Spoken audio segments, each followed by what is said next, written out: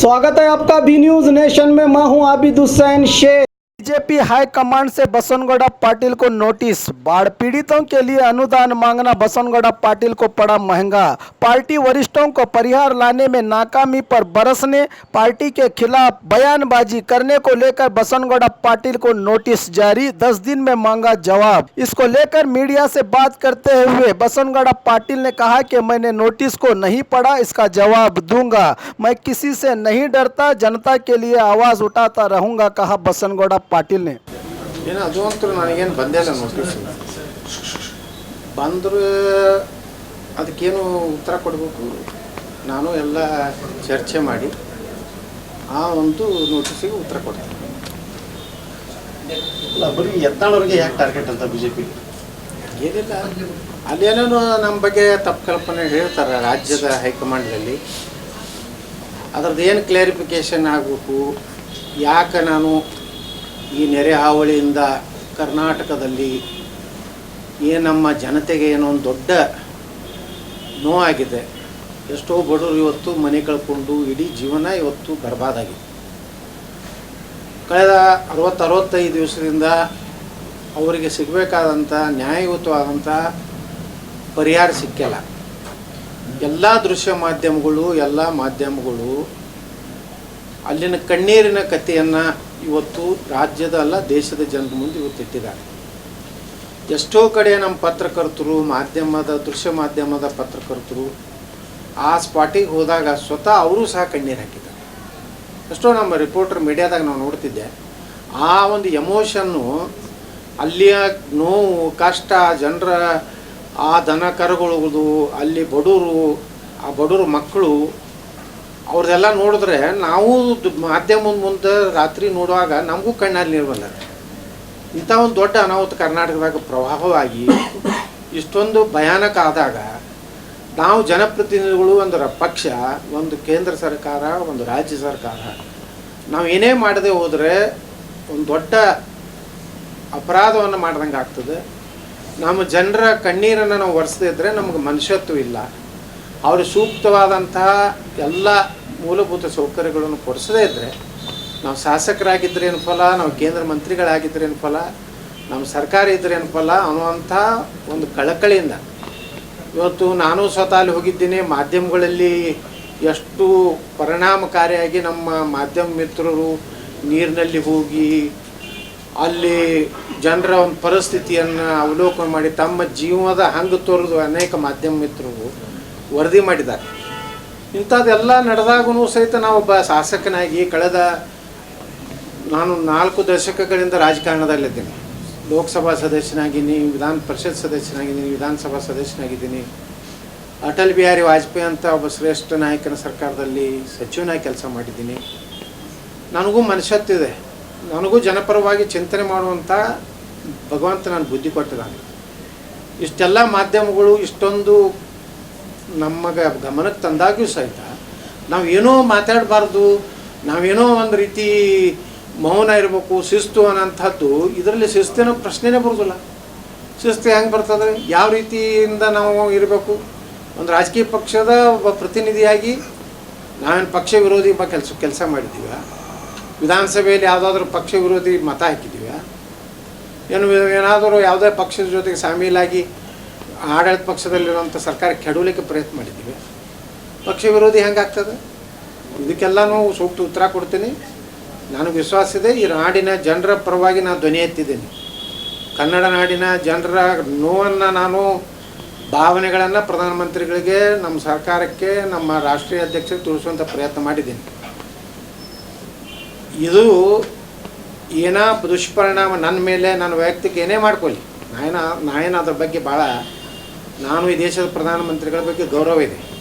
ನಮ್ಮ ರಾಷ್ಟ್ರೀಯ ಅಧ್ಯಕ್ಷರು, ಗೃಹ ಮಂತ್ರಿಗಳಿಗೂ ಅಪಾರ ಗೌರವ ಇದೆ. ಯಾಕಂದರೆ ಅವರು ಮಾಡಿದಂಥ ಅನೇಕ ನಿರ್ಣಯಗಳು ಈ ದೇಶದ ಇತಿಹಾಸದಲ್ಲಿ, ಕಾಶ್ಮೀರದ ವಿಚಾರ ಇರ್ಬೋದು, ನಮ್ಮ ರಾಷ್ಟ್ರೀಯ ಪಾಕಿಸ್ತಾನ ಜೊತೆಗಿನ ಒಂದು ನಮ್ಮ ದೇಶದ ನಡೆ ಇರ್ಬೋದು, ಇವತ್ತಿದೆಲ್ಲನೂ ನಾನು ಸ್ವಾಗತ ಮಾಡ್ತೇನೆ.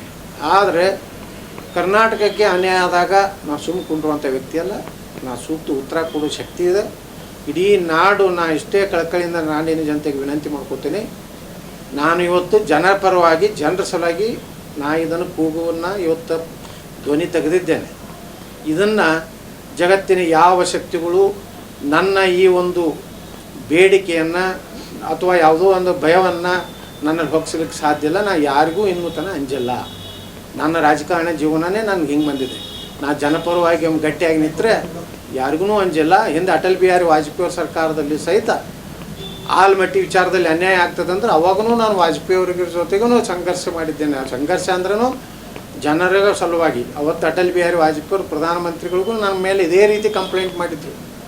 ಇದೇ ರೀತಿ ನನ್ನ ಮ್ಯಾಗೆ ಒಂದು ಆರೋಪ ಮಾಡಿ ಇವನು ಪಕ್ಷ ವಿರೋಧಿ ಮಾಡಿದ್ದಾನೆ, ಇವನ ಮ್ಯಾಗೆ ಕ್ರಮ ತೊಗೋಬೇಕಂತೇಳಿ ವಾಜಪೇಯಿ ಅವರ ಸಮೀಪ ನಾನು ಕರ್ಕೊಂಡು ಹೋಗಿ ಅವ್ರ ಕಡೆಯಿಂದ ಬುದ್ಧಿವಾದ ಹೇಳಿಸ್ಲಿಕ್ಕೆ ಕರ್ಕೊಂಡು ಹೋದಾಗೂ ಸಹಿತ ಅಟಲ್ ಬಿಹಾರಿ ವಾಜಪೇಯಿ ಇವತ್ತು ನಾನು ಸ್ಮರಣೆ ಮಾಡ್ಕೋತೀನಿ. ಒಂದು ಮಾತು ಹೇಳಿದ್ರು ಅವರು, ಅವನು ಮಾಡಿದ್ದು ಜನರ ಸಲುವಾಗಿ, ಅವನ ಕ್ಷೇತ್ರದ ನೀರಾವರಿ ವಿಚಾರದಲ್ಲಿ ಕರ್ನಾಟಕದ ಹಿತ ಕಾಪಾಡೋದು ಮಾಡಿದ್ದಾನೆ, ಅವನದೇನೂ ತಪ್ಪಿಲ್ಲ ಅಂಥೇಳಿ ಇವತ್ತು 519.6 ಆಲ್ಮಟ್ಟಿಯಲ್ಲಿ ಆಗಬೇಕಾದ್ರೆ ಆ ಪುಣ್ಯಾತ್ಮ ಅಟಲ್ ಬಿಹಾರಿ ವಾಜಪೇಯಿ ಕಾರಣ.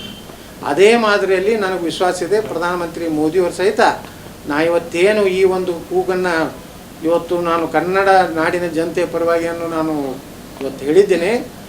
ಪ್ರಧಾನಮಂತ್ರಿಗಳು ಸಹ ಒಂದಿಲ್ಲ ಒಂದು ದಿವಸ ನನಗೆ ವಿಶ್ವಾಸ ಇದೆ, ನಾನು ಕರೆದು ಶಬಾಷ್ ಕೊಡುವ ರೀತಿಯಲ್ಲಿ ಒಂದು ದಿವಸ ಬರ್ತದೆ. ಆ ದಿವಸ ನೀವೆಲ್ಲ ಕಾದು ನೋಡ್ರಿ. ಸರ್, ಈಗ ಜನರ ಬಗ್ಗೆ ಒಂದು ಕೂಗೆತ್ತಿದೆ ತಪ್ಪಾಯ್ತಾ ಅನ್ನೋ ರೀತಿಯಲ್ಲಿ ನಿಮ್ಗೆ ನೋಟಿಸ್ ಕೊಟ್ಟಿದ್ರಲ್ಲ ಸರ್, ಇದು ಎಷ್ಟರ ಮಟ್ಟಿಗೆ ಸರಿ ಅಂತ ಯಾಕೆ ಈ ರೀತಿ ಮಾಡಿದ್ರೆ ಸರ್? ಯಾರ್ಯಾರು ನೋಡ್ರಿ, ಇವತ್ತೇನಾಗಿದೆ ಕೇಂದ್ರದಲ್ಲಿ ಯಾರ್ಯಾರು ತಪ್ಪು ಕಲ್ಪನೆಗಳನ್ನು ಕೊಡೋರಿದ್ದಾರೆ, ಸರಿಯಾಗಿ ಫೀಡಿಂಗ್ ಮಾಡೋದಿಲ್ಲ. ನಾವು ಜನಪರವಾಗಿನ ನಾವು ಚಿಂತೆ ಮಾಡೋಣ. ಯಾವ ಪಕ್ಷಕ್ಕೂ ನಂದು ನಿಷ್ಠೆ ವಿಧಾನ ಪರಿಷತ್ತಿನಾಗ ನಾನು ಪಕ್ಷೇತರ ಶಾಸಕನಿದ್ದಾಗ DS ಶಂಕರಮೂರ್ತಿಯವ್ರ ವಿರುದ್ಧ ಅವಿಶ್ವಾಸ ಬಂದಾಗ ನಾನು BJPಗೆ ನಾವು ಓಟ್ ಹಾಕಿದ್ದೇನೆ. ನನ್ನ ನಿಷ್ಠೆ ಬಗ್ಗೆ ಯಾರಿಂದಲೂ ಸರ್ಟಿಫಿಕೇಟ್ ಬೇಕಾಗಿಲ್ಲ. ಕರ್ನಾಟಕದಲ್ಲಿ ಯಾವ ಲೀಡರ್ಗಳನ್ನು ಬೇಕಾಗಿಲ್ಲ. ಯಾವ ಲೀಡರ್ಗಳು ರಾತ್ರಿ ಯಾರು ಮನೆಯಾಗಿರ್ತಾರೆ, ಯಾರ ಜೊತೆಗೆ ಹೊಂದಾಣಿಕೆ ಅದಾರ ನನಗೆಲ್ಲ ಗೊತ್ತಿದೆ. ಈ ರಾಜ್ಯದ ನಾಯಕರೆಲ್ಲ ಒಬ್ಬೊಬ್ರು ಭಾಳ ದೊಡ್ಡ ದೊಡ್ಡ ಭಾಷಣ ಹೊಡಿತಾರೆ.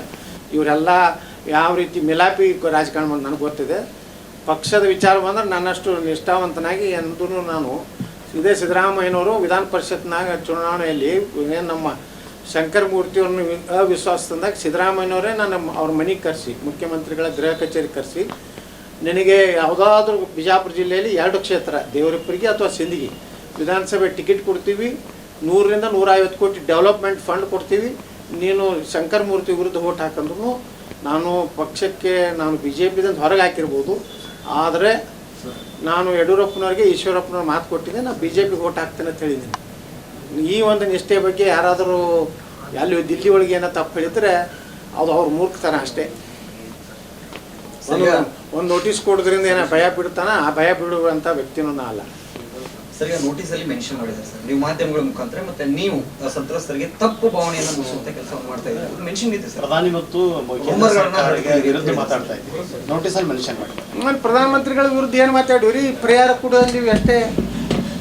ಅದು ಒಬ್ಬ ಜನಪ್ರತಿನಿಧಿ, ನನಗೆ ಅಧಿಕಾರ ಇಲ್ಲ.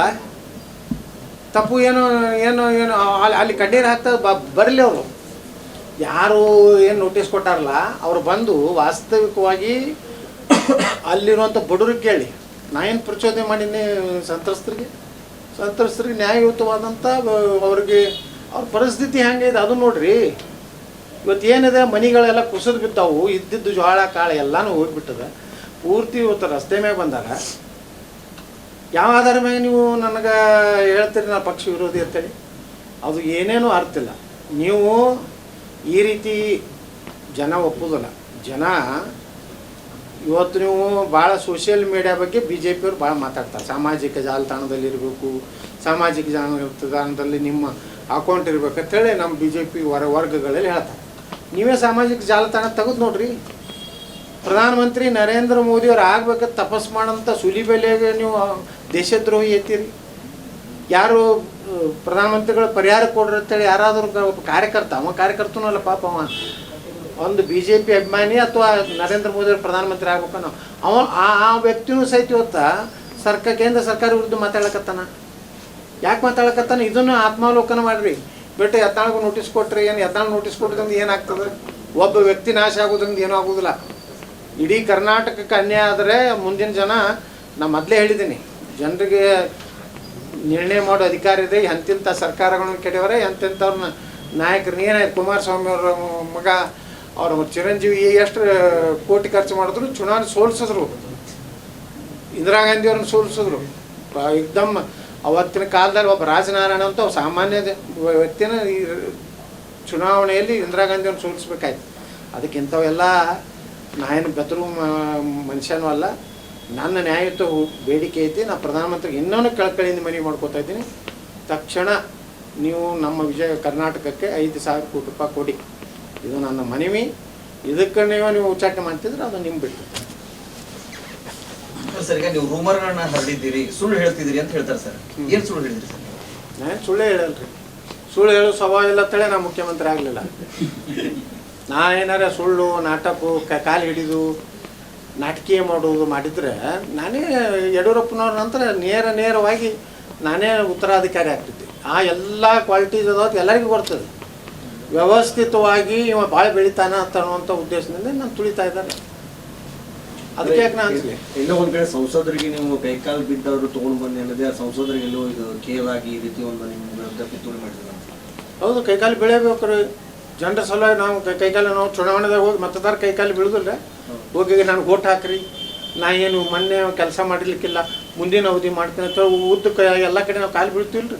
ಒಂದು ಮಂತ್ರಿ ಆಗೋ ಸಲುವಾಗಿ ಯಾವ ಲೀಡರ್ಗಳು ಕಾಲು ಮುಗಿದು ನಾವು ಯಾವ ಸ್ವಾಮಿಗಳು ಕಾಲು ಮುಗಿತೀವಿ. ಅದ್ರ ಸಲುವಾಗಿ ನಮ್ಮ ಸ್ವಾರ್ಥದ ಸಲುವಾಗಿ. ಇದು ಜನರ ಸಲುವಾಗಿ ಕಾಲು ಮುಗಿದ್ರೆ ತಪ್ಪೇನೈತಿ? ಪ್ರಧಾನಮಂತ್ರಿಗಳದ್ದು ಸಂಸತ್ ಸದಸ್ಯರು ಕಾಲು ಮುಗಿದು ನಾವೆಲ್ಲ ಅಟಲ್ ಬಿಹಾರಿ ವಾಜಪೇಯಿ, ಲಾಲ್ ಕೃಷ್ಣ ಅವ್ರಿಗೆ ಪಾದ ಮುಟ್ಟಿ ನಮಸ್ಕಾರ ಮಾಡ್ತಿದ್ವಿ. ಯಾಕಂದ್ರೆ ಅವರು ಅಷ್ಟು ದೊಡ್ಡ ವ್ಯಕ್ತಿತ್ವದ ನಾಯಕರದಾರ್ಥ. ಅದು ಕೈಕಾಲು ಮುಗಿದು ಇದು ನಮ್ಮ ಭಾರತೀಯ ಸಂಸ್ಕೃತಿ. ಕಾಲು ಮುಗಿಬೇಕು, ಜನರಿಗೆ ಒಳ್ಳೇದಾಗ್ತಿತ್ತು ಅಂದ್ರೆ ಎಲ್ಲ ತ್ಯಾಗನೂ ಮಾಡಬೇಕು. ನಾವು ಜನಪ್ರತಿನಿಧಿಗಳು. ಪ್ರಧಾನಮಂತ್ರಿಗಳು ಹೇಳ್ತಾರೆ ನಾವು ಪ್ರಧಾನ ಸೇವಕತೆ. ಪ್ರಧಾನಮಂತ್ರಿಗಳ MP ಏನು ರೀ, ಅವರು ಸೇವಕರೇ ಅಲ್ಲ. ಈರೇನವ್ರನ್ನ ಜನರ ಸೇವಕರೇ ಅಲ್ಲ ಅವರು. ಈಗ ಯತ್ನಾಳ್ ಅವರಿಗೆ ನೋಟಿಸ್ ಕೊಟ್ಟಿದ್ದು BJPಯ ನಾರ್ತ್ ವರ್ಸಸ್ ಸೌತ್ ಕರ್ನಾಟಕ ಅಂತ ಆಗಿದೆ. ಹೌದು, ಯಾಕ್ರಿ ನಾರ್ತ್ ಸೌತ್ ಈ ಥರ ಏನು ಬರ್ತದೆ? ಸೌತ್ ಏನಿದೆ? ಸೌತ್ ಏನು ಸಂಬಂಧ? ಇಡೀ ಕರ್ನಾಟಕ ಪರವಾಗಿ ನಾನು ಮಾತಾಡಿದ್ದೀನಿ. ಕೊಡಗುದಲ್ಲಿನ ಬಗ್ಗೆನೂ ಪರಿಹಾರ ಇದು, ಅಲ್ಲಿನೂ ಚಿಕ್ಕಮಗಳೂರದಲ್ಲಿನೂ ಇವತ್ತಿದು ಆಗಿದೆ. ಇಡೀ ರಾಜ್ಯದ ಜನರ ದೃಷ್ಟಿಯಿಂದ ಮಾತಾಡಿದ್ದೀನಿ. ನಾರ್ತ್ ಕರ್ನಾಟಕ ಸೌತ್ ಕರ್ನಾಟಕ ಪ್ರಶ್ನೆ ಇಲ್ಲಿ ಉದ್ಭವ ಆಗೋದು. ಪ್ರಶ್ನೆ ಉದ್ಭವ ಆಗಿದ್ದು ಓನ್ಲಿ ಪ್ರವಾಹ ಪೀಡಿತರಿಗೆ ನ್ಯಾಯ ಕೊಡಬೇಕಟ್ಟೆ. ಅವ್ರು ಯಾವುದೇ ಚಾಮರಾಜನಗರ ಮೂಲೆಯಲ್ಲಿದ್ದಿರಲಿ, ಅವ ಬಿದರ್ ಮೂಲೆಯಲ್ಲಿರಲಿ, ನ್ಯಾಯ ಎಲ್ಲರಿಗೂ. ಸರ್, ಒಟ್ಟಲ್ಲಿ ಈಗೂ ಕೂಡ ನಿಮ್ಮ ಮಾತಿಗೆ ನೀವು ಬದ್ಧವಾಗಿದ್ದೀರಾ? ಈಗೇನು ಬದ್ಧ ಇದ್ದೀನಲ್ಲ ನಾ ಜನರ ಸಲುವಾಗಿ ಕೇಳೀನಿ. ನಾ ಏನು ಮಂತ್ರಿ ಮಾಡಿಲ್ಲ ಅಂತೇಳಿ ನಾ ಅಸಮಾಧಾನ ಹೊಗೆ ಹಾಕಿ ನಾನೇನು ಹೇಳಿಕೆ ಕೊಟ್ಟಿಲ್ಲ. ನಾ ಪ್ರವಾಹ ಪೀಡಿತರ ಒಂದು ಧ್ವನಿಯಾಗಿ ಇವತ್ತು ಹೇಳಿದ್ದೀನಿ. ಇವತ್ತು ಬದ್ದಿರ್ತೀನಿ, ನಾಳೆನೂ ಬದ್ದಿರ್ತೀನಿ. ಯಾವುದೇ ರಾಜ್ಯದ ಜನರ ಹಿತದೃಷ್ಟಿಯಿಂದ ಏನೇ ಶಿಕ್ಷೆ ಕೊಟ್ಟರು ನಾ ತಗೊಳ್ತಾರೆ. ಸರ್, ಸಂತೋಷ್ ಅವ್ರ ವಿರುದ್ಧ ಮಾತಾಡೋದಕ್ಕೆ ಈ ರೀತಿ ಯಾರು ನಾ ಸಂತೋಷ್ ಅವ್ರ ಹೆಸರೇ ತೆಗೆದಲ್ಲಲ್ರಿ. ದಕ್ಷಿಣ ಭಾರತದ ಹೌದು, ನೀವೆಲ್ಲ ಹೇಳ್ತಿದ್ರಿ ನಾವು ಅಲ್ಲಿ ಇಲ್ಲಿ ಎಲ್ಲಿ ಪಕ್ಷ ಚೆನ್ನಾಗಿದೆ ಅಲ್ಲಿ ನಾನು ಎಲ್ಲಾನು ಮಾಡೀನಿ ಅಂತ ಅನ್ಕೋಬೇಡ್ರಿ. ನೀವು ಎಲ್ಲಿ ಜೀರೋ ಇದ್ದಲ್ಲಿ ನಿಮ್ಮ ಸಾಧನೆ ತೋರಿಸ್ರಿ ಅಂತ ಹೇಳೀನಿ. ಅವ್ರು ಯಾರಿಗೆ ಸಂತೋಷ್ ಅವ್ರ ಹೆಸರೇನು ತೊಗೊಂಡಿಲ್ಲ. ನಾ ಸಂತೋಷ್ ಅವ್ರ ಹೆಸರು ತೊಗೊಂಡಿಲ್ಲ, ನಮ್ಮ ರಾಜ್ಯಾಧ್ಯಕ್ಷರ ಹೆಸರು ತೊಗೊಂಡಿಲ್ಲ, ಯಾರು ನಾನು ನೇರವಾಗಿ ಅವ್ರ ಹೆಸರು ತೊಗೊಂಡು ಟೀಕೆ ಮಾಡಿಲ್ಲ. ನೀವು ತಿಳ್ಕೊಂಡ್ರೆ ಮಾಡೋದು. और खबरों के लिए देखते रहिए B News Nation. News Nation के लेटेस्ट न्यूज़ों को अपने मोबाइल में देखने के लिए यूट्यूब में बी न्यूज नेशन के चैनल के सब्सक्राइब आइकॉन को दबाएं और फिर बेल आइकॉन को दबाने पर आप लेटेस्ट न्यूज़ों को देख सकते हैं। साराबी बागमारे अस्पताल जो देगा महंगे इलाज से निजात, उसी वादे को निभाते हुए ये साराबी बागमारे अस्पताल में हर तरह के माहिर डॉक्टर मौजूद हैं। यहाँ पर लैब, एक्सरे, स्कैनिंग भी काफ़ी कम कीमत पर किया जाता है और मेडिसिन भी 15 से 20 और 25% तक कम दामों में दवाइयाँ दी जा रही हैं। तो देर किस बात की? अगर आप महंगे इलाज से परेशान हैं तो आपकी खिदमत के लिए साराबी बागमारे अस्पताल मौजूद है, जो आपको महंगे इलाज से देगा निजात। हमारा पता Naubag road star function hall के करीब सना मंडप के पास, बीजापुर।